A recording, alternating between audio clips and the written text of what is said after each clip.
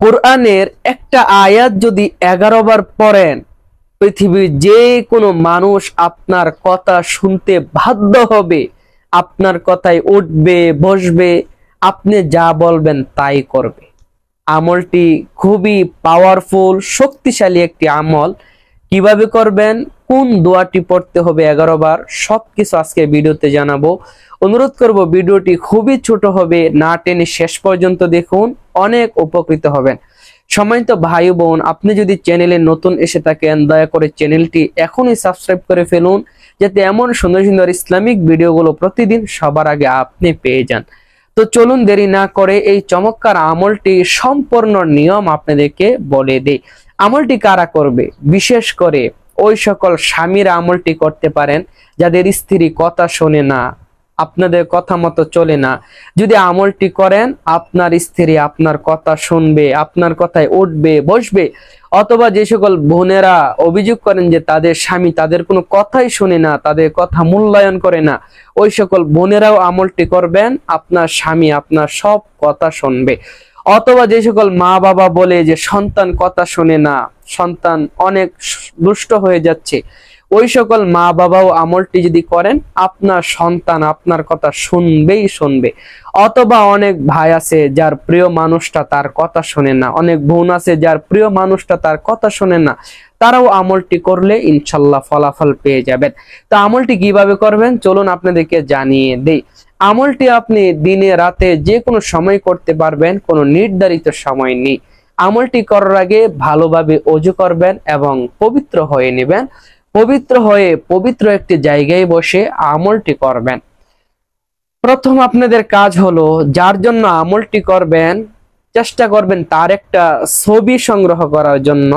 ছবিটা সামনে নিয়ে আমলটি করবেন। যদি ছবি না থাকে কিভাবে করবেন সেটাও বলে দিব। প্রথম বলে দিব ছবি থাকলে আমলটা কিভাবে করবেন। ছবিটা সামনে নিয়ে আপনি আমলটি শুরু করবেন। প্রথমে 3 বার এই ইস্তেগফার পড়তে হবে, যেমন আস্তাগফিরুল্লাহ আস্তাগফিরুল্লাহ আস্তাগফিরুল্লাহ। 3 বার ইস্তেগফার পড়া হয়ে গেলে এবার 3 বার এই দুরূদ শরীফ পড়তে হবে। আল্লাহুম্মা সাল্লি আলা মুহাম্মাদ ওয়া আলা আলি মুহাম্মাদ কামা সাল্লাইতা আলা ইব্রাহিম ওয়া আলা আলি ইব্রাহিম ইন্নাকা হামিদুম মাজিদ। আল্লাহুম্মা বারিক আলা মুহাম্মাদ ওয়া আলা আলি মুহাম্মাদ কামা বারাকতা আলা ইব্রাহিম ওয়া আলা আলি ইব্রাহিম ইন্নাকা হামিদুম মাজিদ। এই দুরূদ শরীফ 3 বার পড়বেন।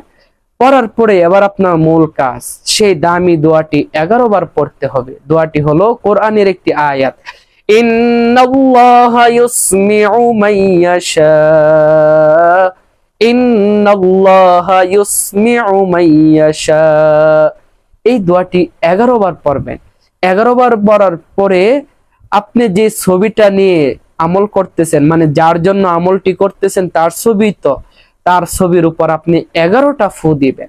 11টা ফু দিয়ে সর্বশেষ প্রিয় নবীর উপর 3 বার এই দুরূদ শরীফ পড়বেন, সাল্লাল্লাহু আলাইহি ওয়াসাল্লাম সাল্লাল্লাহু আলাইহি ওয়াসাল্লাম সাল্লাল্লাহু আলাইহি ওয়াসাল্লাম।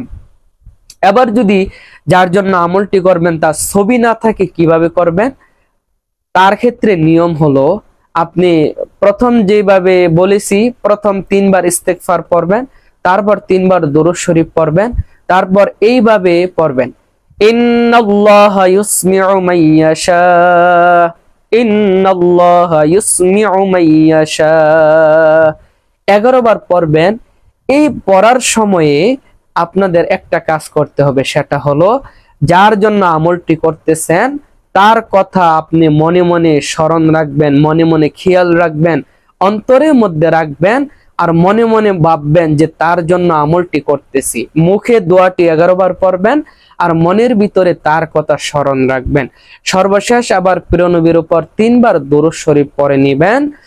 পড়ার পরে আপনি আমলটি শেষ করবেন। আরেকটা গুরুত্বপূর্ণ বিষয় করতে হবে, তা না হলে আপনি এই আমলটি ফলাফল পাবেন না। তার আগে ছোট্ট একটা অনুরোধ করব, যারা চ্যানেলটি এখনো সাবস্ক্রাইব করেন নাই দয়া করে চ্যানেলটি এখনই সাবস্ক্রাইব করে দেন, যাতে এমন সুন্দর সুন্দর ইসলামিক ভিডিও প্রতিদিন সবার আগে আপনি পেয়ে যান। আমলটি যারা করবেন তাদের জন্য গুরুত্বপূর্ণ একটা পরামর্শ হলো তারা অবশ্যই ভিডিওতে লাইক করে কমেন্টে অনুমতি নিতে হবে, কারণ এই সকল আমল যিনি বলে তার অনুমতি লাগে কেউ যদি করতে চায়। কমেন্টে অনুমতি নেবেন, আপনাদের জন্য আমি বিশেষভাবে দোয়া করব আল্লাহ তাআলা যেন আপনাদের আমলটা কবুল করে নেয়। ভিডিওতে অবশ্যই একটা লাইক করবেন, অনুরোধ করব ভিডিওটা একটা শেয়ার করে দিবেন যাতে আরো অসংখ্য মানুষ জেনে উপকৃত হতে পারে, আপনি সওয়াব পেয়ে যাবেন।